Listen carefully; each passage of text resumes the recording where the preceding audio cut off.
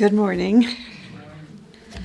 This morning I'm talking about Agni Yoga and the Gate of Service. The teaching of living ethics is a call to love, to service for the common good, which is the highest form of love because it is devoid of selfhood. So I'd like to read that again because this is a great definition. When somebody says to you, tell me about Agni Yoga, what does living ethics mean? This is such a simple and beautiful and profound and deep answer. It is a call to love. It is a call to service, service for the common good, which is the highest form of love because it is devoid of selfhood. And that's the path that we are on. A young son shared a story about his father. He said, one night, my father came home exhausted from his job. He sat down, relaxed at his dinner, and began to listen to some joyful music. It was 10 p.m. when a horseman came and knocked on the door and said, "We saw your friend trapped under a fallen tree, and we could not help him." My father got ready, jumped on his horse, and disappeared in the darkness. He came back at sunrise with the man. The man was badly wounded in his chest. Father was a pharmacist, and he did all that he could do to help the man.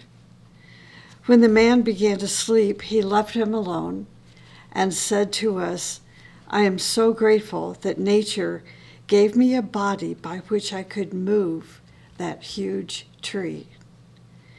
Then looking at me, he said, "If you want to help people, you must have a body that can work long hours without sleep or food, a body that does not give you trouble."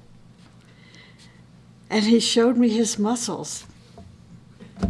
Well, yeah. Then he whispered, "But also you must be daring and fearless. And one thing more, you must love others more than your own comfort." And he went to open the pharmacy. The Master Moria says, "I address you, I command you, and I fill you with a desire for the great service to the teaching." And that is in Leaves of Moria's Garden, Volume 1.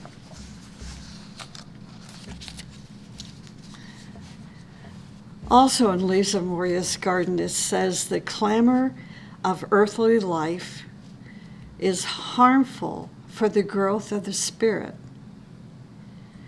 The clamor of earthly life. I love these words, clamor. We never pick up a book these days and read the word clamor. And that's what makes the teaching a little bit different. You know, these words have more depth and esoteric meaning than today's Webster's dictionary. Anyway, the clamor of earthly life is harmful for the growth of the spirit. But you must proceed through the gates of patience, and you will enter through the gates of service. He says, "I will show my shield to those who are on the way. I will show it to those who strike down each manifestation of selfishness. I will show it to those who keep appointed dates. I will show it," his shield he's talking about, "I will show it to those who sense the path of service." So if we take just this one little verse and this part that says, I will show his shield. He will show his shield. Those who strike down each manifestation of selfishness, there's our job. To recognize and identify each manifestation of selfishness and to strike it down. Our job will be endless. I mean, it's pretty overwhelming. When we were just talking this morning about this, Michelle and I, about veterinarians today, and how a few months ago this vet said it would cost $11,000 to have my dog's gallbladder removed. That's selfishness. Why? Because most people don't have $11,000 of cash, to take care of their dog. Look at credit cards today. If you don't have really good credit, but you have a credit card, you're going to be paying anywhere from 19 to 27% interest. That's selfishness. Just look at the exorbitant fees that college-bound students are now being charged. Strike down each manifestation of selfishness. An Agni yogi is a server, and in their service, they are recognized as a new era disciple. They are servers of the common good, the highest form of love. The teaching is telling us that serving the common good is the highest form of love, because such service is devoid of selfhood. So the first thing is we need to not put ourselves in the trap of selfishness, not put ourselves on this path of selfishness that traps us and bounds us to the effects of selfish people. This is a huge challenge. It is a huge challenge. And it takes daring and courage not to be pulled into living the effects of those who are not devoid of selfishness.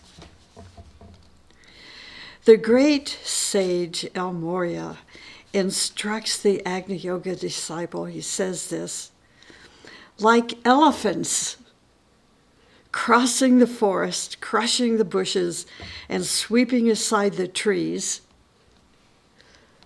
so walk in great service.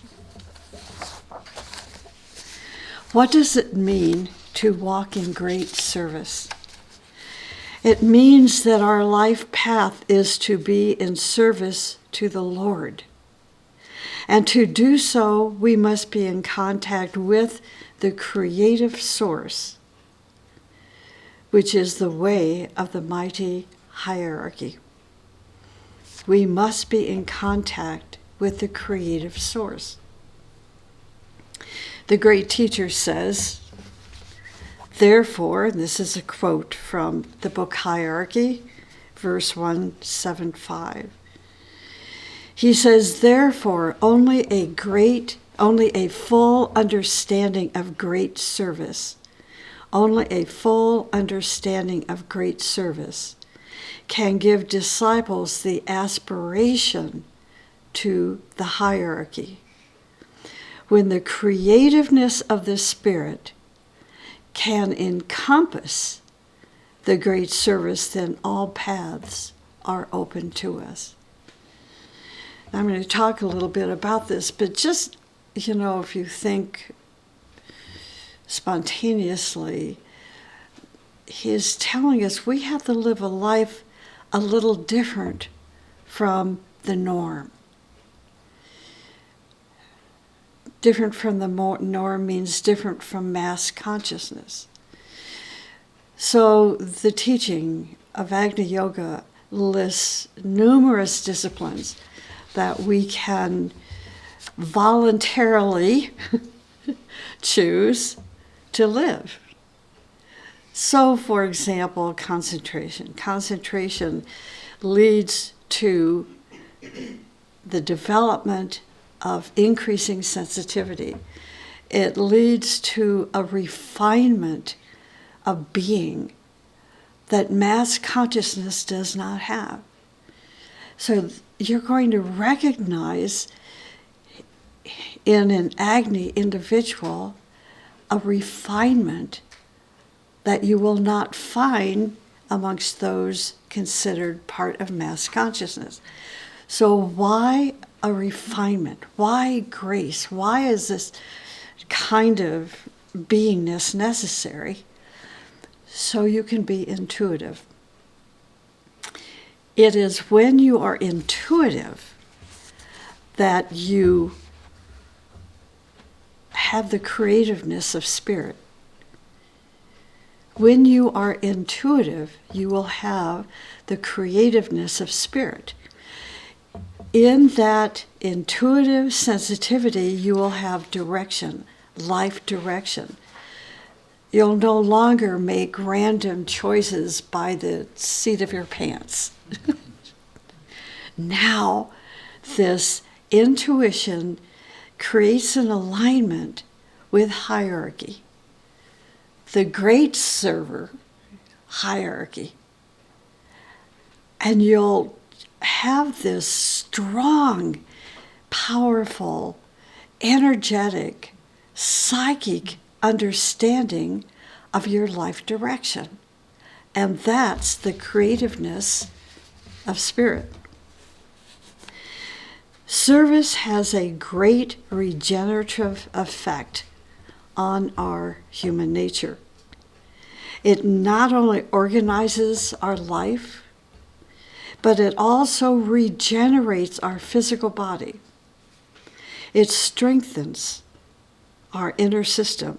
It vitalizes our emotional nature, and it also kindles our mind, kindles our higher mind, kindles intuition. So service has many levels. One level is that you do something very constructive to meet a real need, and then you receive a reward. Another level is that your presence and your example make people become more noble and honest, and in their nobility and honesty, they begin to strive. There is also a level where you try to help people meet their spiritual needs without expectation. This is very important. Underline or notate. There is a level where you try to help people meet their spiritual needs without expectation. This is why a spiritual need is different from a religious need. Do you understand? Religion has developed, the major religions have developed such dogma and has been, in my opinion, so distorted because of human interpretation that now when you go to a particular church, you will be met with expectation. You are expected to do this. You are expected to do that.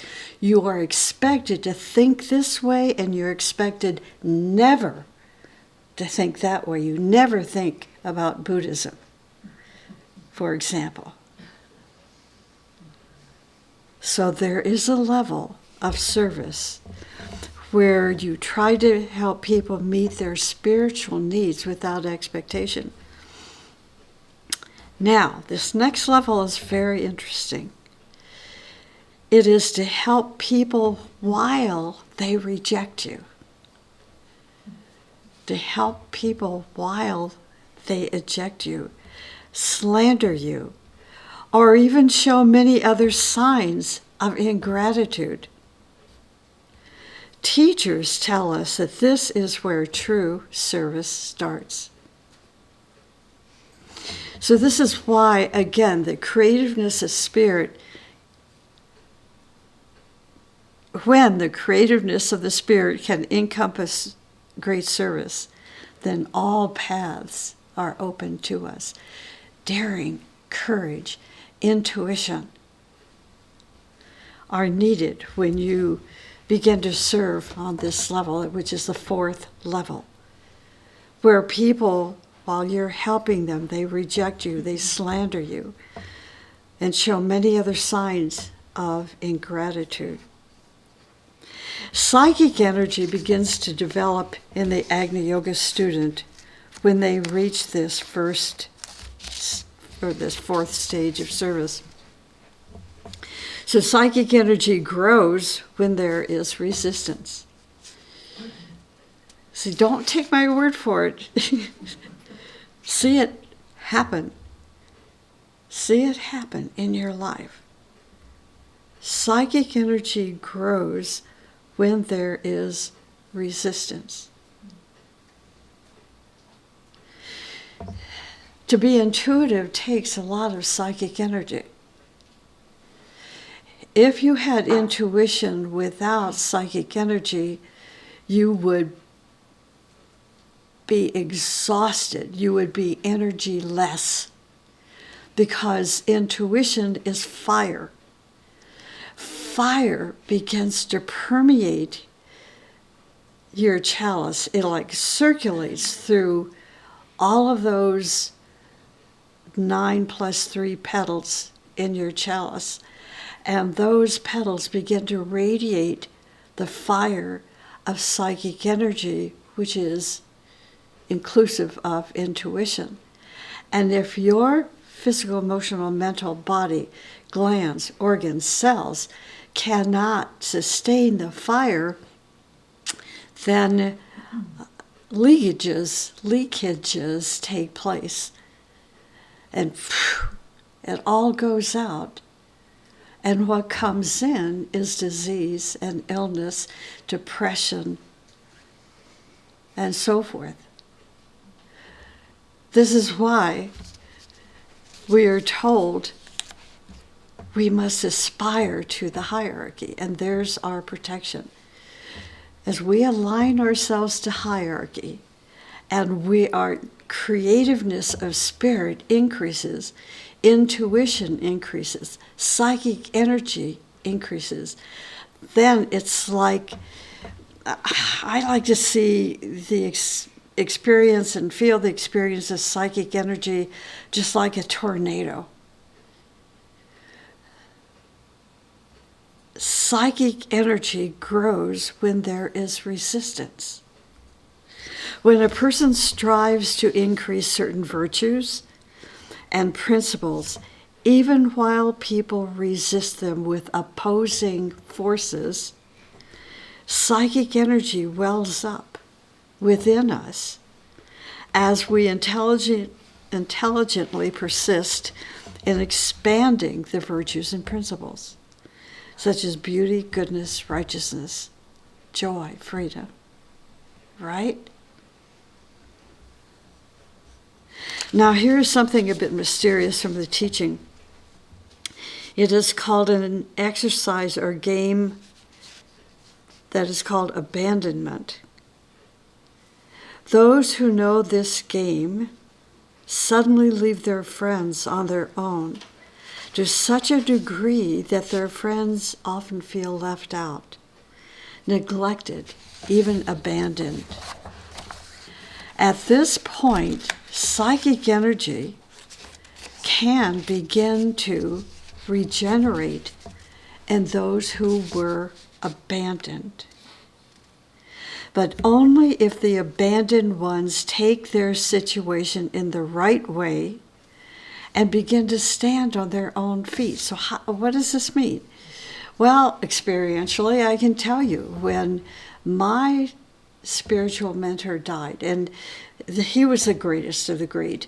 I had spiritual teachers up to that point who had abandoned me, and sometimes mercifully did. But still, being abandoned, feeling abandoned, and say, I can do this. I don't need another person, another human being, their energy. See, I don't need their energy. And I began to stand on my own feet, and that's how I know that this is so true. By experience. I've seen it with so many of my friends who have gone through this abandonment experience, and gradually, it's like their own psychic energy came into manifestation, and they became creative. They stood on their own feet. They might have gone through the shadow of death, so to speak, but then they came out with enlightenment, increased light, a creativity that is so incredibly beautiful, while holding a deep gratitude toward their teacher. I think at that moment I had more gratitude for my teacher than I had when he was alive. That teacher will then meet us on a higher level where they can teach us the method of subjective service through the means of intertelepathic and intuitive communication. Creativeness of spirit. So abandonment is a dangerous bridge. Some cross over, while some fall into the river of life and perish. What that means is life begins to eat them up. They move back into the stream of mass consciousness. This method reveals the innermost layers of people and exposes their motives. Some of them live in the light of gratitude and are ready for any call of service by the teacher, while others develop remorse, hatred, jealousy against the teacher and fall from the bridge. Those who are abandoned but stand firmly on their feet with deep gratitude toward their teacher pass through many tests of doubt. If they surmount these tests, the teacher can come in closer contact with their souls and teach them the supreme path of enlightenment and service. There isn't a great teacher that I know, not personally necessarily, but reading their biographies and their experiences where at some point in their life they feel forsaken.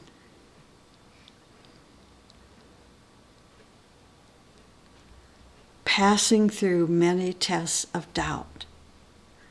So if great ones can, why can't we find ourselves in the same situation of passing through many tests of doubt?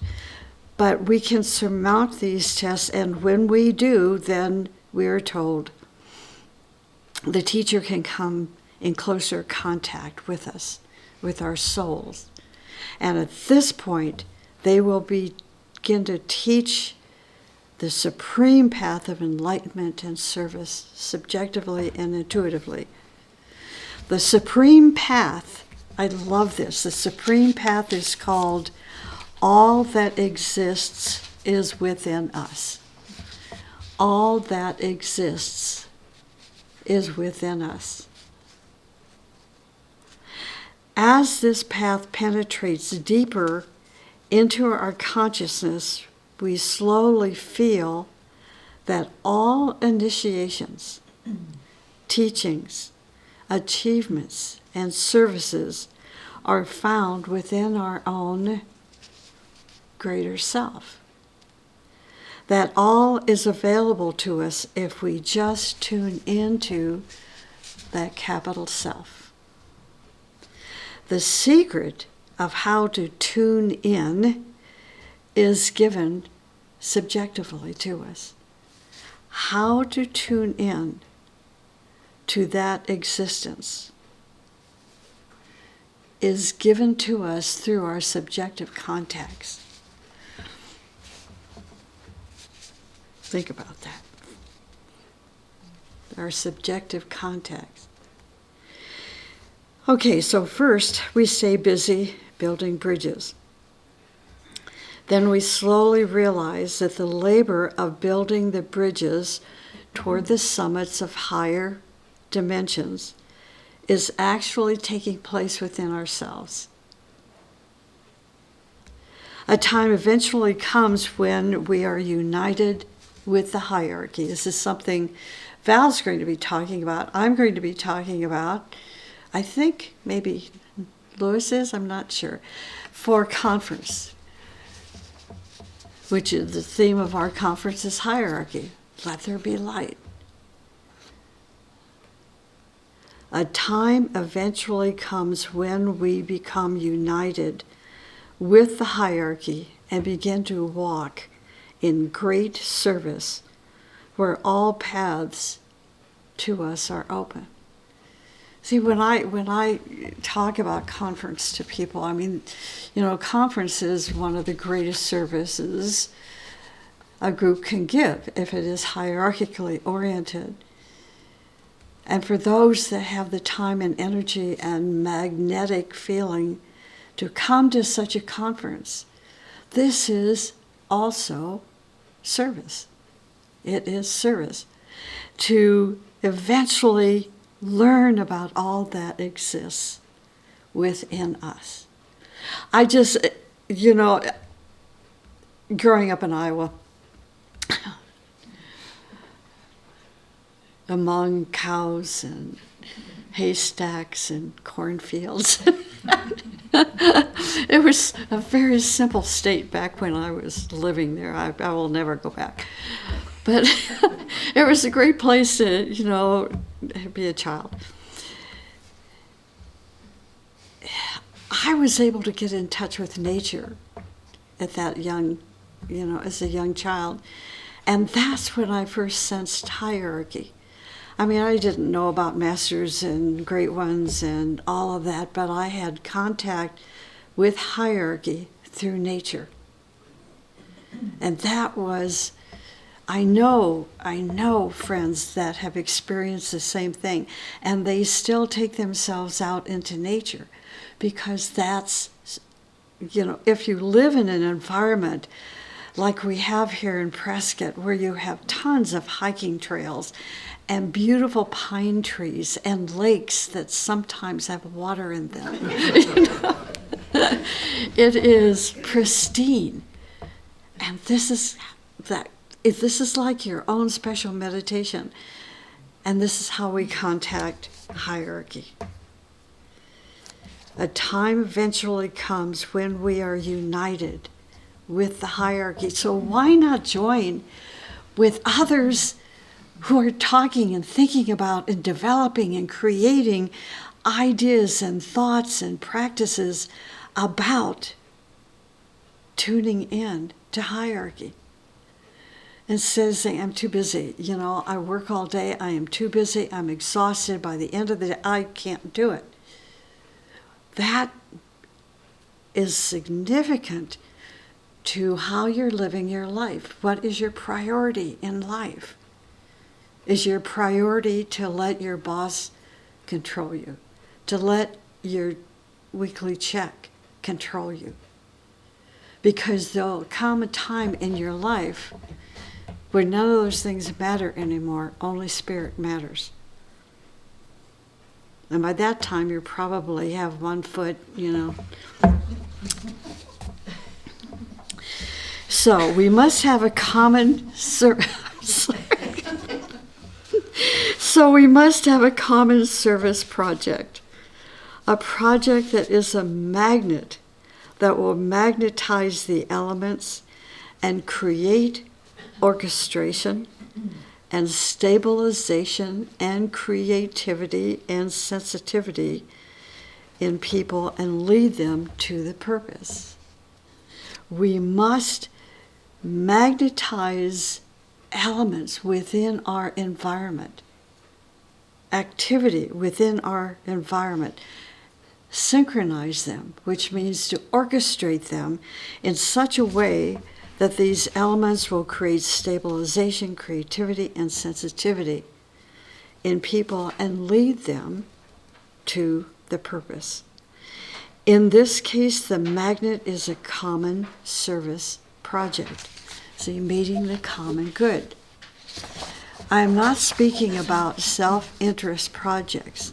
I'm not talking about a money-making project and increasing your ego project, but a service project, which means you are giving yourself to something greater than yourself.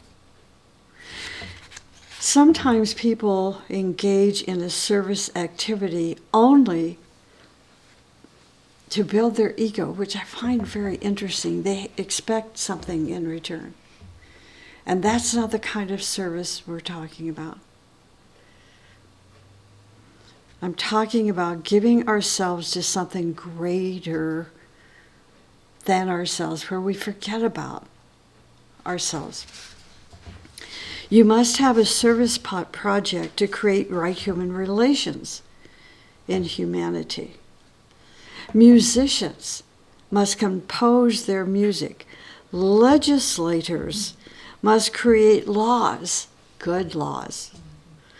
Politicians must wisely use their politics in such a way that they bring humanity to accept and learn and understand and respect and learn and understand right human relations.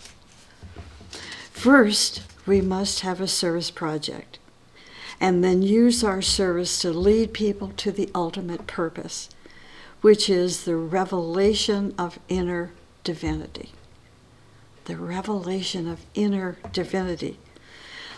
Like elephants crossing the forest, crushing the bushes, and sweeping aside the trees, we are going to walk in the great service to the Lord. Everyone can create their own keynote, an individual service project to integrate their whole personality. This can be a seed thought for meditation. Everyone can create their own keynote, an individual service project to integrate their whole personality. That means everything that we engage in regarding service will polarize our physical, emotional, mental cells, atoms, glands, and everything in between to the expression and service of that great service plan. When an athlete says that he wants to win a gold medal at the Olympics, to some degree he puts that project in front of himself. Because of that project, he eats well, he exercises well, he creates better emotional, mental, and spiritual equipment to meet the demands of that project. Integrates his whole personality. When you have a service project, everything within you naturally coordinates and cooperates with each other to make that person achieve their project. From the simplest to the most complex project, it is the same process. So we are going to have a service project. For example, the leader of a nation will gather their advisors and ask, what role should we play in the world so that humanity achieves peace and harmony and prosperity? We, this country, the United States, potentially has that administration now, that president, who is not saying, make America great again, and build walls. But What role should we play in the world so that humanity achieves peace and harmony and prosperity? How nice it will be when fathers and mothers gather their children and say, let's create a service project for the community. The project itself and serving the project will create a synthesis. It will create integration in your group and in your society and family only when there is a project, and only when you selfishly dedicate yourself to that project. You can have projects for yourself individually as well as work within the group. To dedicate yourself increasingly to those projects will create integration within you, within us. Integration in a group comes only when there is a service project toward which everyone dedicates and sacrifices themselves. By doing this, integration comes into being automatically and naturally. See, these are just words until you have the actual experience. We have so much experience with group projects. It's so interesting to see how we can come into a group project for the first time and we bring all of our divisiveness and opinions and superiority and I know better than you with us until over the course of a few meetings and putting the project into actual labor that we lose sight of ourselves and we become so focused on the work to be done that pretty soon all those opinions and biases and sense of superiority, just vaporize and go out the front door or back door. Maybe back door. But it's hard work and sacrifice, and that's called sacrificial service. In this integrative process, there are men and women of vanity, ego, my interest, your interest, my revenge, your revenge, hurt feelings, and past memories. If this is your orchestration, nothing great will be accomplished. See, if all of that stuff doesn't go out the back door, then your project will fail. At least this is my many years of experience. Integration is a flower of right relations within yourself, your group, your master, and hierarchy. You can put 3 people on a committee and then listen to what they are discussing. My teacher would sometimes put the most obnoxious people together in a committee so they could learn how to integrate with each other. 2 of them can be sane, while the third one is a real troublemaker. He would call them a monkey. He said the monkey will agitate the other 2 to death. The monkey teaches them how to control the monkey. Psychic energy, resistance. If in all fields of human endeavor, leaders, Agni yogis, the new disciples, direct the interests of their people toward unity of mankind and toward synthesis, we will be able to respond to the energy of the great server, the cosmic ray of the hierarch, and make a real breakthrough into the new era. How do we understand the cosmic ray of the hierarch? If we combine the complete responsibility of the physician, judge, I'm defining now what a hierarch is. If we combine the complete responsibility of the physician, judge, priest, teacher, architect, and lawmaker, we arrive at only a part of the responsibility of a hierarch. For besides the earthly responsibility, he also belongs to the subtle and mental worlds. That's a hierarch, and that's a description from the book Hierarchy, verse 330. The Great One says, Therefore, only a full understanding of great service can give disciples the aspiration to the hierarchy, when the creativeness of the Spirit can encompass great service. Let me repeat this. When the creativeness of your spirit can encompass the great service, quote, then all paths to us are open. Great service. When thinking about what an integrated committee can do in service to planetary hierarchy, my thoughts go to the Rourke Pact and Banner of Peace Committee. There was a committee.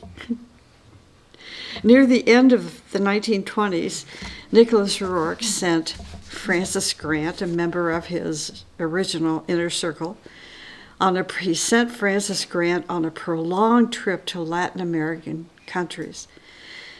Francis Grant's task was to organize exhibitions of Nicholas Rourke's paintings there and to make the preliminary preparations for promotion of the Rourke Pact and Banner of Peace. The first such trip took place in 1929 and the second one in 1930.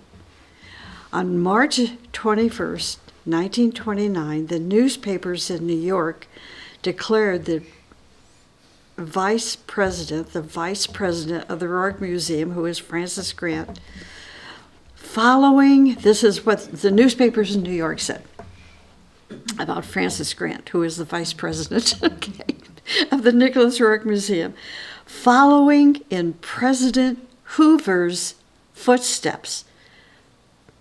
1929, New York Times said, following in President Hoover's footsteps, Francis Grant was going to visit a number of Latin American countries. Her purpose as the representative of the museum in New York was to help the Pan-American friendship through establishing contacts with museums, educational organizations, and libraries. Creativeness of spirit. According to the newspapers, Frances was given this mission by Nicholas Rourke, with whom she had recently visited in India. This was the beginning of the Peace Through Culture movement, the movement for the Rourke Pact and Banner of Peace.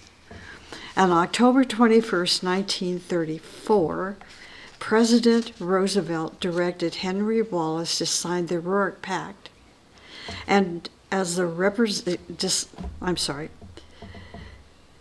President Roosevelt directed Henry Wallace to sign the Rourke Pact as a representative of the USA.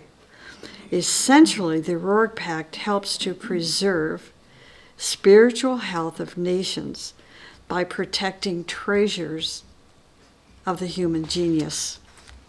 Interesting. The Rourke Pact and Banner of Peace was signed on April 15th, 1935 by the United States and 20 Latin American countries, 21 in all. There were approximately 14 members on this committee, plus 4 chairpersons, as well as a handful of vice chairpersons from other countries besides the U.S. That's a great service. Okay, let's get busy.